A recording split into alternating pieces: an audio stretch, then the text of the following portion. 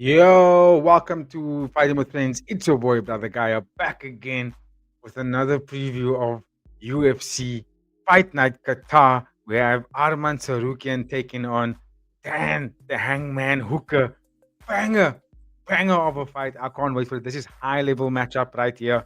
Gonna be a fun one for the lightweight division. I can't wait for it. In fact, there's a lot at stake for both gentlemen, but we'll get into it. Before I get into that, please like, share, and subscribe to Fighting with Friends. Hit notification bell. We don't have the privilege of using those hype buttons just yet, but like, a share, a subscribe, every little one of those does make a major, major difference to our growth. So please, please get involved. Hit those buttons. Click, click, click, click, click, please. Okay. Before I get to the top of the card, I want to say again, thank you to everybody that has been tuning into our channel. Much love to all of you guys. I really do appreciate every little one of you. And with all of your clicks, we are going to grow bigger and bigger and get to the point where we can not only level up our content, but also bring a voice to everybody that has a lot to say with our content. Also, at least with our takes on MMA and combat sports in general. But yeah, let's get straight into it, guys. Top of the card, Arman Tsarukyan taking on Dan the Hangman Hooker. This is going to be a fun one. Basically, number one contender spot on the line here. If you think about it, I know that Arman Tsarukyan has sort of divided opinion amongst the audiences with regards to whether or not he should be in this position. But I personally feel like he should be. You know what I mean? The man deserves it. If he had not had missed weight, he probably would have been a champion by now. I know that's a big one, but that's just how I feel. I think he's the kind of guy that can really give people like Islam a lot of problems. Just like he did in his short notice debut fight. But okay, let's go through some numbers. Let me first bring this up on screen, and I'll go through some numbers for you guys. I'm gonna make it this one instead. Yeah, there we go. Okay, Arman Tsarukyan, 29 years old. Let me just get this up on screen for you guys. There we go. Okay, Arman Tsarukyan, 29 years old, is number one contender in the lightweight division. He's also ranked number 14 on the pound for pound list. His record is 22 wins, 3 losses, 0 no contests. He's got 9 wins by KO, 5 wins by sub, 8 first round finishes. He's on a 10 fight winning streak at the moment. He beat Charles do Bronx Oliveira by split decision in his last fight. Pretty good record, actually. Dan Hooker, on the other hand, is 35 years old. Excuse me. He's ranked number 6 in the lightweight division, which is really good. His record is 24 wins, 12 losses, 0 no contests. He's got 11 wins by KO, 7 wins by sub, 12 first round finishes. He's on a 3-fight win streak at the moment. He beat Mateusz Gamrot by split decision in his last fight. Great fight, by the way. I can understand why people think that maybe he might have lost that fight, but I think he did enough to win it. What are we gonna get here, though? We have a classic striker versus grappling match. I must say I am very surprised to see that Tsarukyan has got that amount of knockout finishes over submission. So he has more knockouts than he has submissions, and we all know that the wrestling part of his game is actually where he thrives. It's where he's best at. So quite interesting to see that. Um, Actually, quite impressive to see that he's taken on a fighter that, let's be honest, has leveled up. There was a time where Dan Hooker was competing with the best of the best, but never really like gotten past them. Like that, like for example, like Dustin Poirier is an example. But being in there with some amazing fights. I must say, since the turn of 2024, 2023, 24, Dan Hooker has looked amazing for me. I think his best attribute that I've noticed is the fact that he can defend takedowns, and he's not. In the past, it was always like if he gets taken down, he's cooked, right? He's gonna get tapped out. People are gonna beat him up on the ground. But he's actually leveled up that part of his game so much that even Mateusz Gamrot, who went toe to toe with Arman Tsarukyan, Dan Hooker was able to defend his takedowns, stifle them, and keep the fight in his realm, which is obviously the long range strikes. He's got a mean teep on him as well. He's got a mean boxing combinations, powerful hands. Just a great fighter overall, and he's quite tall for lightweight. So it's going to be a tough fight for Arman. I expect Arman to win. To be honest with you, I think Arman, if he utilizes that particular grappling, where I get scared for Arman here, or at least get sort of apprehensive for him, for me, is what does he do if Dan Hooker is able to actually prevent the grappling? Arman can strike. He's a very good striker. He's got good axe kicks. He's got good calf kicks. He's got good boxing. But I don't think it's on the same level of Dan Hooker's boxing. I don't think so. And Dan Hooker's a big guy. Um, so there are some things that I find that Arman Tsarukyan will probably struggle with. Granted, if he gets the takedown easy, I think it'll be quite an easy fight for him because he can train wrestle for 3 rounds, right? This is a 5-round fight, not a 3-round fight. He can grapple with that kind of sort of speed and consistency over the rounds, like he did it with Charles Oliveira. He did it with Mateusz Gamrot, who for me are arguably the best grapplers in the division outside of, obviously, now Islam's not there anymore, and Ilias now in the division is the champion, but we haven't seen him even utilize his Greco-Roman yet in this division. But I would say that Arman Tsarukyan, along with Charles Oliveira and Mateusz Gamrot, have probably got the best ground game in the division right now. Tricky one, dude. If Arman is able to, I'm gonna pick him. I'm gonna pick Arman to win. I want Dan Hooker to win. I really want Dan Hooker to win. I think Arman, as much as I think he deserves to be the one contender, I think that Ilia Topuria is probably a bad matchup for Arman Tsarukyan. But Dan Hooker is a little bit different. Dan Hooker's gonna have to do his game plan is very much some basic fundamentals and very easy to understand, and that is to keep the hips away, fight when you range, keep the jab and keeps going, attack the calves, force the boxing exchanges. You will win those exchanges, right? Not easier said than done, considering the pedigree of wrestling that Arman Tsarukyan can put on you and the pace that he can put on you as well. But I'm gonna go with Arman Tsarukyan. The reason being, I think something I understand about these fighters that come from Russia, Turkey, Uzbekistan, Kazakhstan, that region of Europe, is they've got grappling over everybody. That's one thing, right? And with that grappling, what we just witnessed last week at 3-2-2 is they don't have to tap you out. They will just control you and win the fight, right? I think Arman Tsarukyan can do that. Pardon me. I think he can do that. And I think he can do that quite easily. And on top of that, they will game plan it. They will game plan the fight so intensely that to the point where you have no choice but to grapple with him, right? Whether you're going to defend it or not, you're going to have to deal with it. And if you remember correctly, Khamzat Chimaev, when he fought against Dricus, Arman Tsarukyan was in his corner. And Khamzat wanted to actually box with Dricus in a couple of those rounds. And Arman was like, not at all. You don't throw a single punch when you're standing with this guy. You go into that round, you take him the fuck down, and you keep him there. And that's exactly what Khamzat did, and it worked, right? And I feel like that's what Islam did last week. That's what Shevchenko did last week. And I feel like it's the same thing we'll get from Tsarukyan. I think he's going to realize that early on he's not going to want to strike with Dan Hooker, and he's going to shoot for takedowns. And even if Dan Hooker defends those takedowns, right, he has to defend. You can't necessarily score someone for defending, even though I've been actually speaking about this for quite some time, for the longest time. I even go back to when I was watching football more than combat sports, and I would say even back then, we have to credit defending equally as much as we can credit putting on the offense on somebody. And particularly with fighting, we give a lot of praise and we almost gas up takedowns and taking someone down and out wrestling them, right?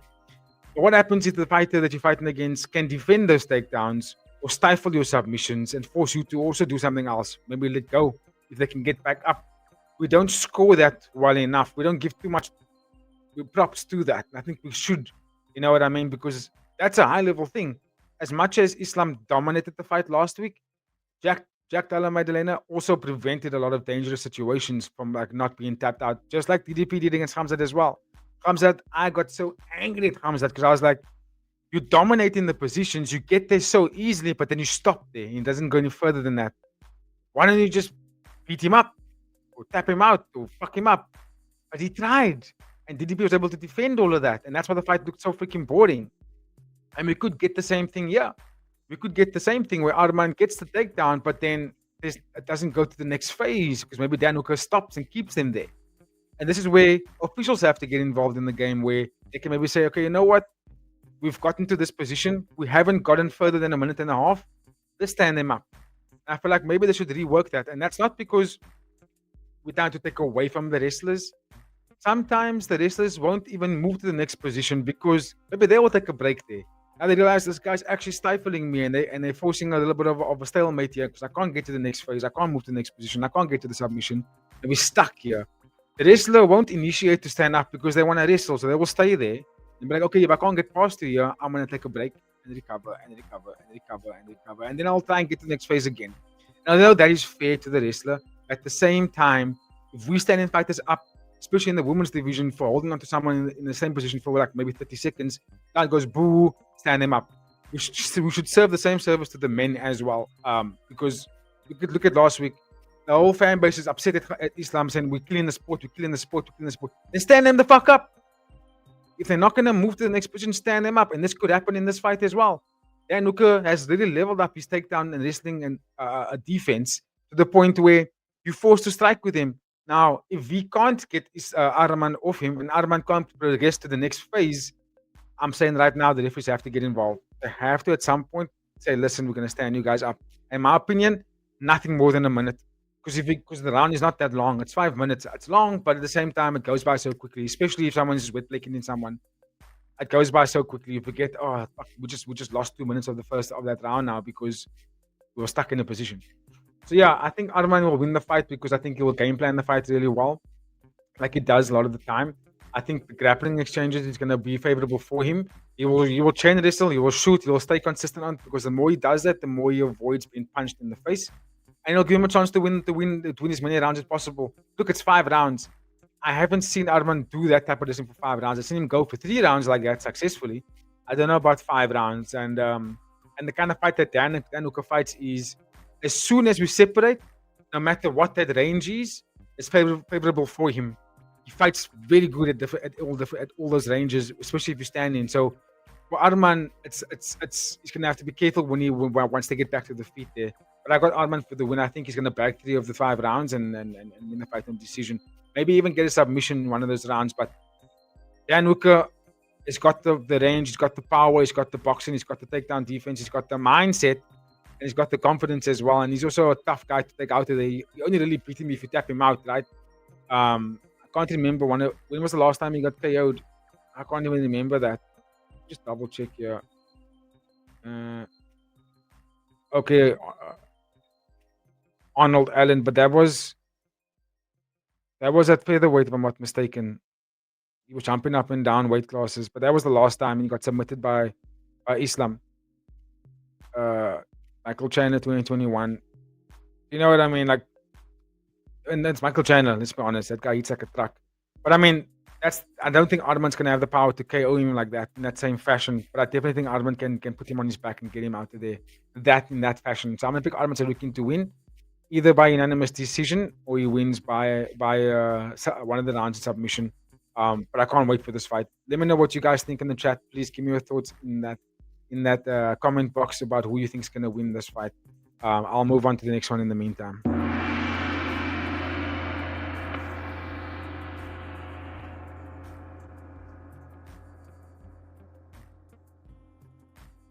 Okay, let's go. Sorry about that, guys. I felt like I was waffling on the last one, but I feel like I had to bring up that points about the grappling because we are in that time. We are in that time of grapplers, and I just noticed that the fan base of combat, or at least MMA at the moment, are sort of up in arms when it comes to these dominant wrestlers. But that's the game, guys. That's the game, and the only way I think that the changes is that the fight styles need to develop a little bit more from overall in the fight game. And also, not only does the fighters and fight styles have to develop and coaches, but I also think the fight game itself needs to evolve. And I'm talking about the officiating of the game. That also needs to evolve, in my opinion. But we'll talk about that at another stage. Maybe we'll talk about it when we do when we do this card live on Saturday. But okay, Belal Muhammad, remember the name, taking on Ian Machado Garry. This is going to be a fun fight, guys. This is welterweight. We just watched basically a round robin take place last week in the welterweight division. This fight here will pretty much round out the top 10 of the division, in my opinion, or at least the top 8. You know, if you include Islam now, JDM, the list goes on. This from Islam all the way down to Joaquin Buckley right now. It's just I won't say anyone's game, but all these guys can really fight each other. Obviously, there's like Leon that's a little bit going down at the moment. But, dude, this fight now, Ian Garry and Belal Muhammad will round out and then see where the chips lie. And then we'll know exactly which fights are going to be taking place afterwards. But okay, let's get into some numbers. I'm excited for this one. Belal Muhammad, 36 years old, is ranked number 2 in the welterweight division. He's also ranked number 13 on the pound for pound list. Record 24 wins, 4 losses, 0 no contest, 5 wins by KO, 1 win by sub, and he lost to JDM a unanimous decision in his last fight. Ian Machado, Garry is 28 years old, still nice, fresh, young for the game. He's ranked number 6 in the welterweight division.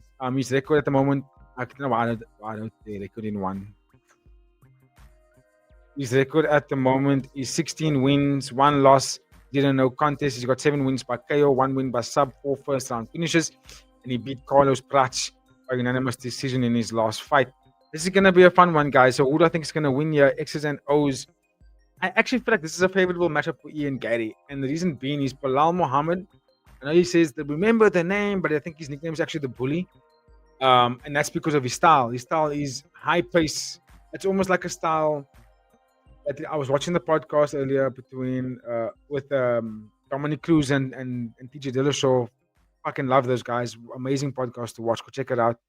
And they were talking about something that both of them weaponized in their careers, and I thought it was amazing. Marab uses it now, and that's called stamina. Not only the stamina, right, but also to weaponize it in the sense that you got to put the pressure on your fighter, on your opponent. So not only are you going to be powerful than them in terms of being able to go the 5 rounds easier, but you also put the pace on them and you let them work. You work them. You outwork your opponent. And Belal Muhammad does that. Like, he doesn't get a lot of finishes, but he puts a lot of pressure on fighters and he puts a lot of volume on fighters and he makes them back up and he forces them to defend stuff, whether it's hands or takedowns or hands. Love or hate the guy. I know he's a little bit of a stale dude online. I get it. I get the buzz. I know what people are booing him, but he fights a very good game. I know he doesn't get a lot of finishes, but you go try. I dare anyone that's a casual fan or anyone that's not all enthusiast, doesn't matter. But if you're just a fan and you're on the train of like, who the fuck is Belal Muhammad? Do yourself a favor. Go to any gym in your country that does predominantly wrestling or does MMA, and go find someone who resembles the fight style of Belal Muhammad and go do a couple of rounds with that individual. I guarantee you will struggle with it. It's quite intense. It's a hard style to deal with. Belal Muhammad puts a lot of pressure on fighters and he forces you to act. I know it. Everyone's saying JDM beat the shit out of him, right? JDM did beat him. I get that. But he also landed on JDM. He also put the fight at JDM. He also was trying to push the envelope in that fight and he was looking for KOs. And dude, you have to commend the guy at the end of the day. Hate or love him. You have to. Even Ian Garry, another fighter that I low-key didn't really support that much. But the more I watched him fight, I was like, I can put aside the personality and just look at the fighters as they are and look at how they fight. Even Ian Garry, he's a very intelligent and very, very high-level fighter outside of his antiques. He performs really well. Look at what he did to Carlos Prates, and everyone goes, boo. He 4-rounded him. It was a 4-1 fight. Ian Garry beat him 4 rounds to 1 in very good fashion, by the way. So, yeah, I think this fight's going to be quite interesting. So, Belal Muhammad, the reason why I say it's favorable for Ian Garry is because I find Ian Garry to be the sharpest striker. Right, I find him to be cleaner. He's got fantastic shooter box on him. He's got good Muay Thai as well, and he can grapple, and he can grapple with good confidence as well. Now, I don't think it's the same pedigree of Belal's grappling, right? And although Belal is not as a clean and textbook kind of striker as Ian Garry is, but Belal Muhammad's striking is effective, just like DDP. It's effective. It will do things to you that will throw you off your game, and you will be like, oh, I didn't know you actually hit that hard, or you don't even realize you're getting punched maybe 3 or 4 times, and then when you want to react to it, he's on your hips and he's taking you down. And Belal Muhammad's very effective, and he's also very high level. He's coached extremely well to be able to utilize that game plan. It's beautiful to watch. It's just, I think his character is what makes people go, so I think we spend too much time around his personality, and then we ignore that he's a professional athletic fighter, and he's fantastic at what he does. So I think Belal Muhammad, what we're going to see in this fight is Belal Muhammad's probably going to be the one that's walking forward mostly in this fight. But I think he's going to get countered a lot of times. I don't think he's going to be successful with the grappling as much as he normally is. I think Ian Garry's height is going to be a problem for him. I think the fact that he's going to try and get Ian Garry down. Belal Muhammad does his best wrestling work up against the cage. When he's up against the cage with you, that's when he lets his wrestling work. He doesn't shoot on the outside. When in the middle of the octagon. When you're in the middle of the octagon, Belal Muhammad, that's where you kind of like lets the striking go, walk forward while switching stances, and throws punches and bunches, bam, bam, bam, bam, kick, bam, bam, bam, bam, kick. And then once he knows you can't go any further back than where you are, shoots, takes you down, or you shoots, clinch up against the cage, couple of shots to the head, takes you down. Right, this is his game. Ian Garry's wrestling when I watched his wrestling in the UFC from when he came into the UFC, I will say this: his wrestling reminds me of like UFC 2005. Straight up, it's like it's the fundamental basics. It's getting over and unders or getting double underhooks like up against the cage, punch, punch, punch, punch, punch, shoot down for a takedown, but like very basic fundamental way of doing it. I feel Belal Muhammad will be really privy to that and be able to actually get away from it for the most part of the fight. So what I'm trying to say is here is that the fight's gonna play out predominantly on its feet because Ian Machado, Garry, if there's one thing he does really well, which I think he has over Belal Muhammad, is footwork. The way that he's able to move laterally and back and forth as well is something that Muhammad's not going to be able to deal well with, in my opinion. Because if Ian Gaddy's moving laterally and still blasting out body kicks and low kicks and some jabs in those movements, Belal Muhammad won't be able to shoot on him because he won't be set for him to shoot on him. So that for me means the fight's going to stay predominantly on his feet. And if it stays predominantly on his feet, I'm going to favor Ian Gaddy. And that's why I'm going Ian Gaddy for this one. Purely because I feel like he's locked in. He knows he's very close to a title shot. I think he believes that if he beats Belal Muhammad here, he becomes arguably undeniable for a title shot. But I mean, again, based on last week's fights and then going to this fight now, we'll be able to see. And also depends on how the fight ends. Will determine like what happened because Pratis got a KO against the former champion. Michael, what's his name? Morales, Spider-Man. He just beat what's her name? Sean Brady, who beat Leon Edwards and beat him in a very, very fantastic fashion. I just remember now the reason why he likes it Spider-Man so much. I think isn't the Spider-Man from the Spideyverse named Miles Morales? I think that's probably why we've seen him in the output so much. But anyway, yeah, I think it all depends on the fashion of the victory for either guy in this one here. It will determine where they kind of fall, right? But I got Ian Gaddy for the win. I think that he's able to stay long, stay moving, and out volume Belal Muhammad in this fight. And that's going to give him the victory here. I don't see Belal Muhammad KOing Ian Gaddy. Even Pratis was able to land big stuff on Ian Gaddy and still survived it. And I think Pratis hits a lot harder than Belal Muhammad. But look, it's a 5-round fight. But then again, Ian Gaddy fought 5 rounds back to back now and did really good. Even on a short day's notice, he did really good. I got Ian Gaddy. I think overall he's the better fighter here, and I actually have him winning. Let me know what you guys think in the comments, please. And don't make it easy. Don't also go with Ian Gaddy. If you legitimately think Belal Muhammad's gonna win, please let me know in the comments. I'd love to see that because I feel like the numbers are probably all pointing towards Ian Gaddy for the win. But I think it's actually quite a close fight. I don't believe that it's completely one-sided. My second tier is not odds at the moment now, but I'm pretty sure Ian Gaddy is probably the favorite in this fight. All right, boys, ladies, let's keep it moving.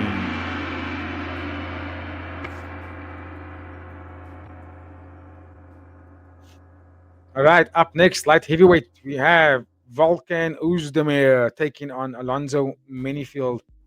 Wasn't Alonzo Menifield in heavyweight before this? I don't know why I get the feeling that he was a heavyweight. Wasn't he a heavyweight? So I just want to check here.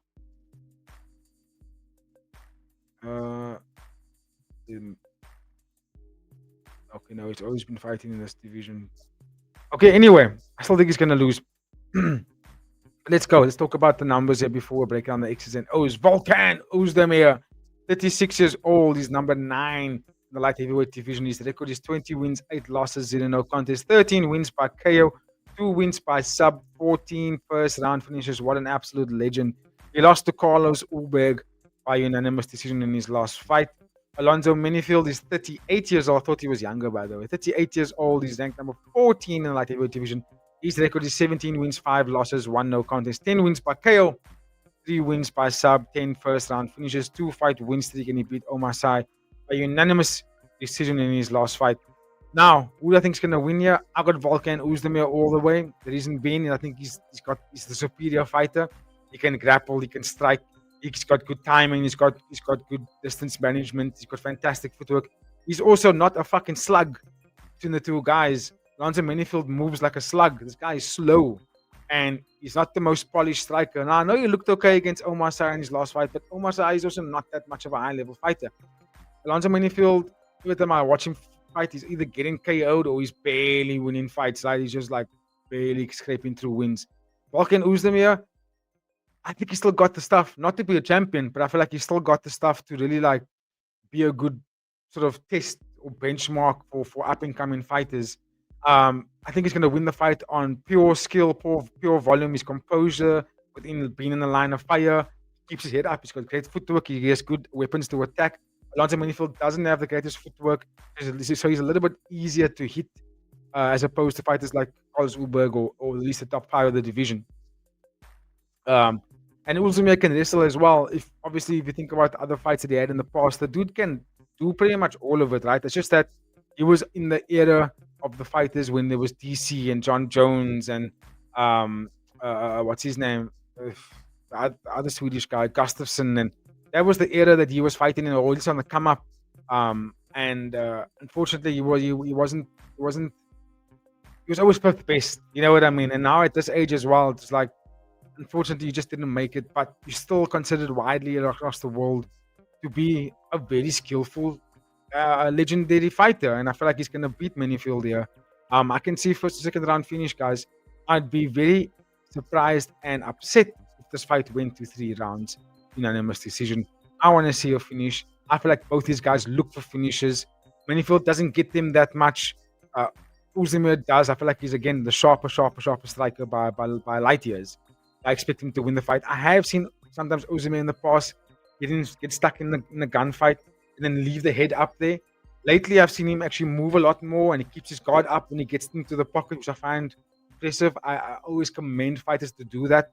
I find for me that's like, I know that you can get crafty and drop your guard to parry something and to feint like the way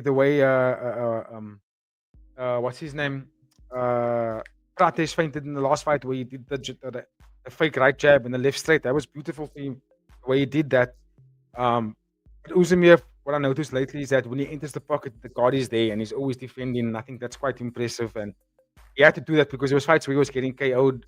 But I think Uzumir is going to win this fight overall. But yeah, give me your thoughts in the comments. Please chat. Let me know what you guys think. I got Uzumir for the win. We'll keep it moving.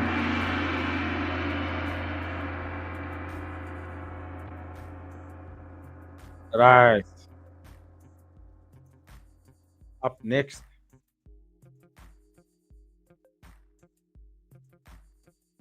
We have Jack Manson taking on Mektabek Oroblai. And guess what? This is welterweight division. Jack Manson going down in weight. I don't know how I feel about that, especially at this age in his career. Jack Manson is 37 years old. His record is 24 wins, 9 losses, 0 no contests. He's got 1 win by KO, 6 wins by sub, 10 first round finishes. He didn't beat. He lost to Gregory Robocop Rodriguez by first round KO in his last fight. Freaking devastating KO. Mektabek Oroblai on the other hand is 27 years old, so it's a 10-year gap between the guys. His record is 14 wins, 2 losses, 1 no contest. He's got 6 wins by KO, 2 wins by sub, 7 first round finishes, and he beat Tofik Musayev by first round sub in his last fight. That was also in Qatar, if I'm not mistaken. Or it was in Baku.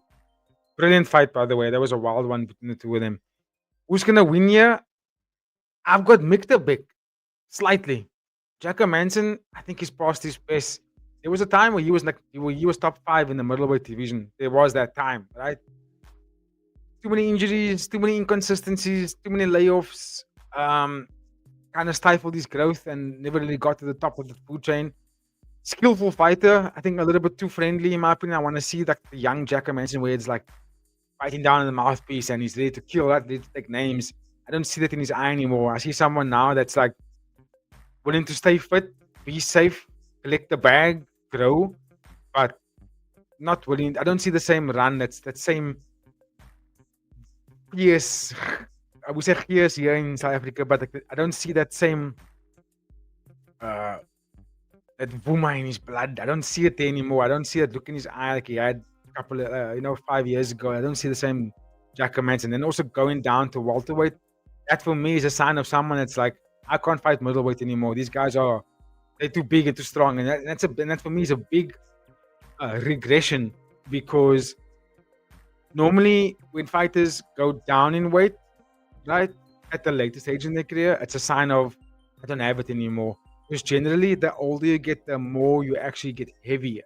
Like you hold on to more weight until you get older, and then you get a little small and frail, and you actually lose weight. But from your 20s going into your 30s upwards, you actually start to get a little bit heavier. And I think Jack Manson going down in weight here, he's like a loss.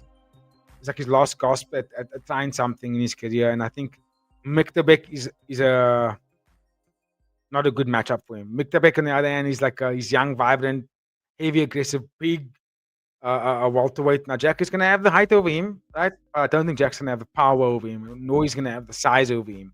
Miktabek is a nice full welterweight and fights long and rangy. And also, not only that, he fights at the style and pace that is ugly. Like it's nasty, man. You know what I mean? It's correct me if I'm wrong, but he's in Kyrgyzstan, close or similar to the Mongolian region. I don't think they are from Mongolia, but I think the Genghis Khan bloodline has moved all the way through. And they fight very similar to the Mongolian fighters. Super durable, very powerful, not the most skillful, but they've got those two fundamental things that make up an elite athlete, you know, and that's especially in fighting, and that's like, you know, they can take a shot, but they can give a shot. And if you watch Oderbly's fights, he does slow down in the third round. Like the third round, he's kind of cooked. He doesn't have anything left, but he goes so hard in those first two. He's either getting you out of there or he bags that first 2 rounds, and then you basically he's up 2 rounds on you already. So I got him over Jack Manson, especially that knockout that Jack Manson had to take in his last fight. Pretty sure he's shaken up from that knockout, which is why we're seeing the move down to welterweight. But these guys still have power here in welterweight, guys. These guys still have a lot of power. They're basically just undersized middleweights, but still extremely powerful guys. And I think Miktabek's style is gonna basically. And I was talking about weaponizing your gas tank and the pressure and the pace. I think Ulably's pressure and pace is the kind of stuff that Jack Manson doesn't do well with. So I got Miktabek Ulably for a win. Let me know what you guys think in the comments, please, while I keep it moving.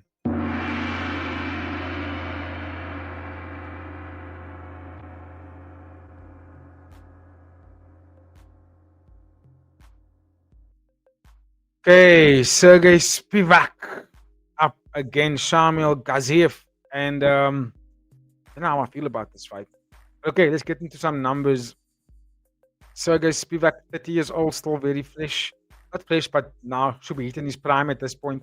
He's ranked number 7 in the heavyweight division. His record is 17 wins, 6 losses, 0 no contests. He's got 7 wins by KO, 8 wins by sub, and 11 first round finishes, and he lost to Waldo Costa. Why does it say that? Waldo Cortez or Costa. Yes, I know I read it the other way around. He lost that fight by unanimous decision. Shamil Gaziev is 35 years old. He's ranked number 11 in the heavyweight division. His record is 14 wins, 1 loss, 0 no contest, 9 wins by KO, 3 wins by sub, 9 first round finishes, 2 fight wins streak, and he beat Thomas Peterson by first round KO. So who's gonna win here? I am not sure, actually. Spivak, I don't know what happened to the guy. There was a time where he was like going on a 10, beating everybody and tapping people out and KOing everybody and just looking like a beast on the come up. And then like his last couple of fights, he's looked very underwhelming. So I'm just bringing it up on screen just to remind myself here. I can refresh my memory. Walter beat him. Almeida beat him, and that was mad. Almeida he's a jiu-jitsu guy, and he KO'd him. Cyril Gahn, you know what I mean? When he came up against the top tier guys, and then it was like he was outmatched. But I would give that because he was younger. You know what I mean? He should be a lot better than what he is right now at this stage in his career. Because he's in his 30s now. Shamil, just want to remind myself quickly. KO, he lost there, he won there. I'm gonna go with Spivak. I'm gonna go with Spivak for the win. I think Spivak's got, if he fights the way he fights before all those losses, like when he has that confidence and he's got the sharp takedowns and he's got the sharp boxing, I think he can win this fight. Look, I think, I'm not mistaken, I think Shamil's a little bit taller.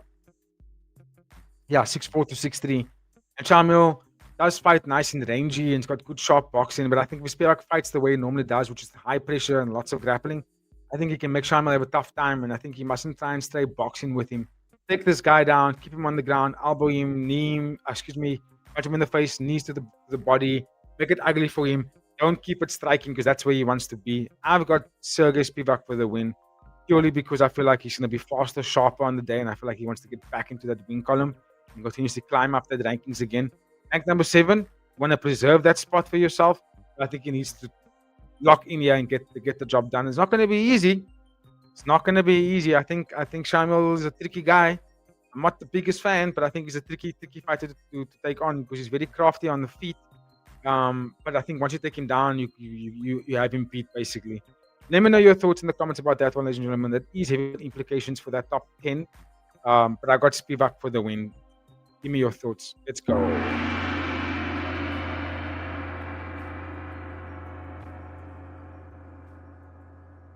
Okay, and I'm just gonna have some water before I get into this one. This is gonna be a fun one.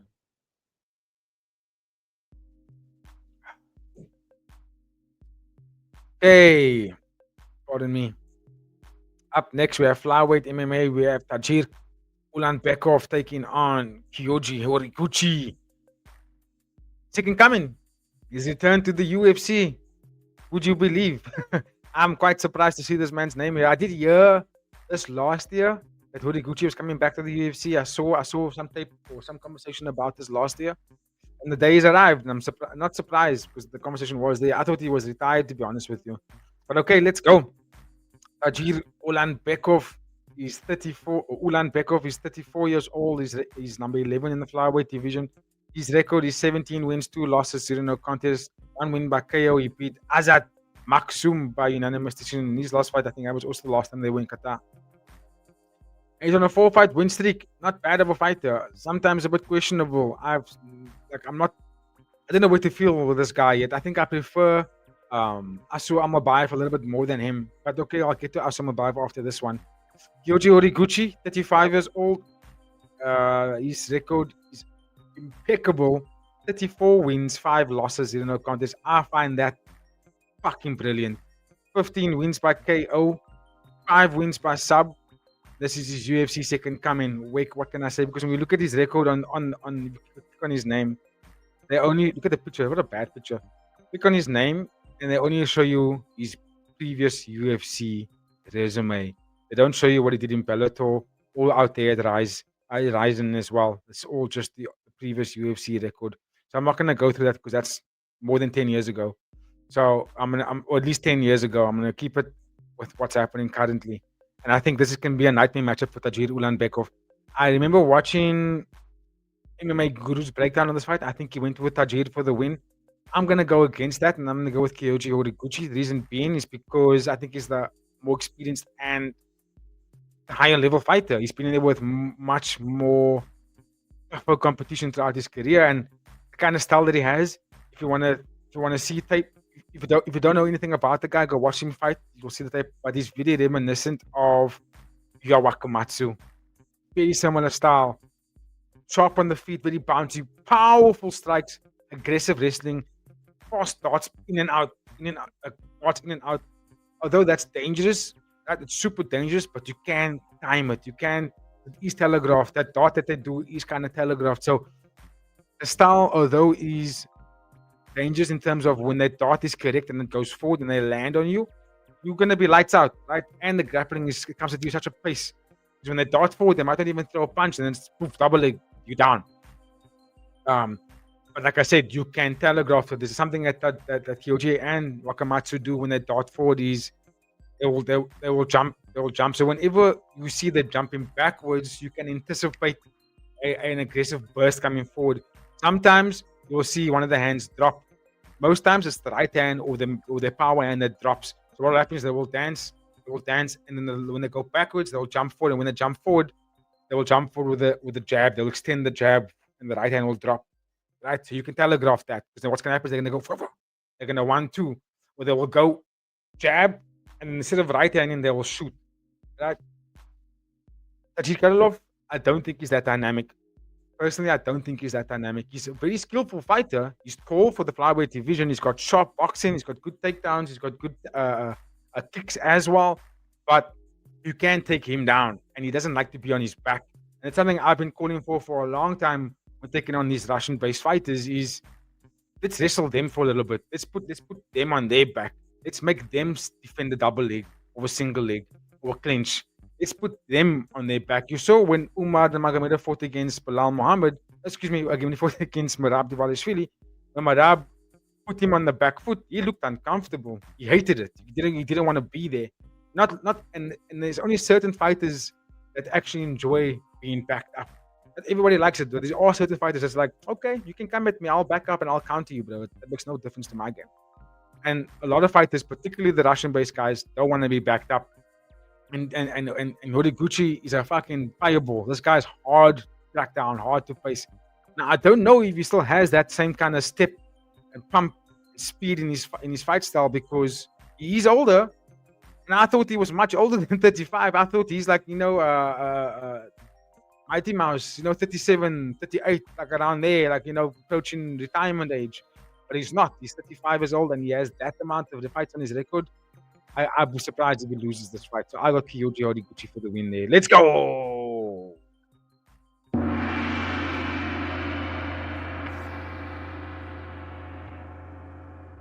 Okay, some prelims I want to talk about. Not some, just the one really. And that is Alex Perez versus Asu Almabayev, which I was referring to a little bit earlier.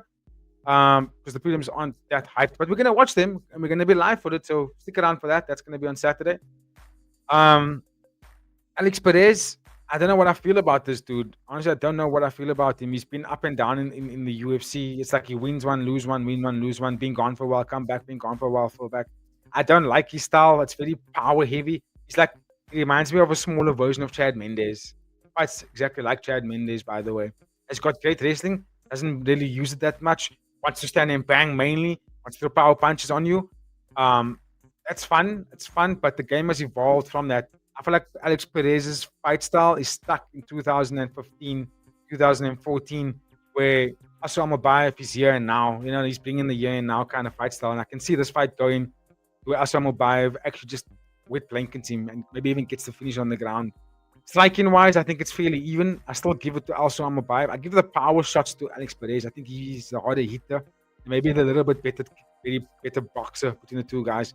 But Asu Almabayev has a very good job of mixing up different weapons with the takedowns. Like, he does it so well, and I feel like that's going to be a problem for Alex because he's going to give Alex a lot of things to think about.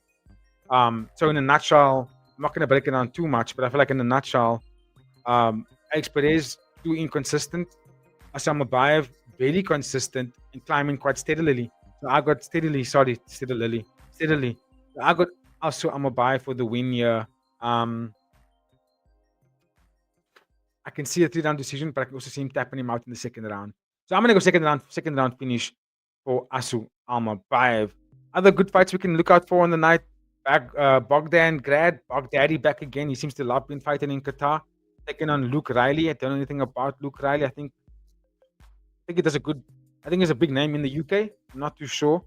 There's no picture there. So let's see what happens. Bogdan is a good fighter, good scrap.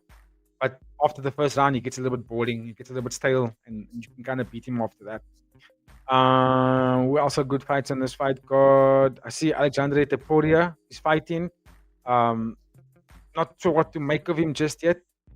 He's not nearly as good as Ilya, but let's see what happens, right? Let's see. He had a good debut. But let's see what he does now on his next fight.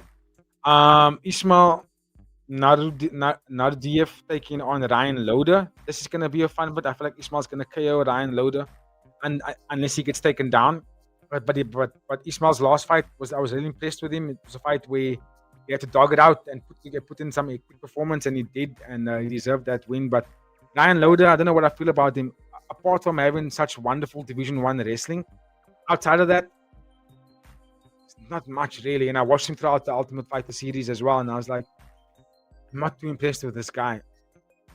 So let's see what happens here. I think if he gets a takedown and he controls Ismail, I think he gets the sub, which could be a very likely outcome, possibly in the first round. But after that, if he doesn't get it done in the first round with that submission win, I think Ismail's going to put it on him hard. Probably even get the KO. But that's a fight I'm looking forward to. And the rest of the fight card, a bunch of nobodies, but still good start time for us. If you see on screen, Saturday, 22nd of November, 5 p.m. That's the time it starts for us. So we're going to be live from that time. Okay, chat, give me your thoughts on the fight card overall. My overall rating for the fight card, it will be a 6. And hopefully at the end of the weekend, it'll be a little bit higher than that. That is my time, ladies and gentlemen. Thank you for tuning in. If you've been so far, please drop a like, share, and subscribe to the channel. We will be going live on Friday for One Friday Fights 134. The preview of One Friday Fights 134 will be coming out on Thursday morning South Africa time. Excuse me, Thursday afternoon. So it'll be morning for the US, evening for the Eastern. And then on Saturday at 5 p.m. South African time, we will be live again for UFC Fight Night Tsarukyan versus Hooker. On that note, from myself and the Fighting with Friends team, please have a very, very good week, and we will catch you on the next one. Here's my stuff. Cheers, everybody.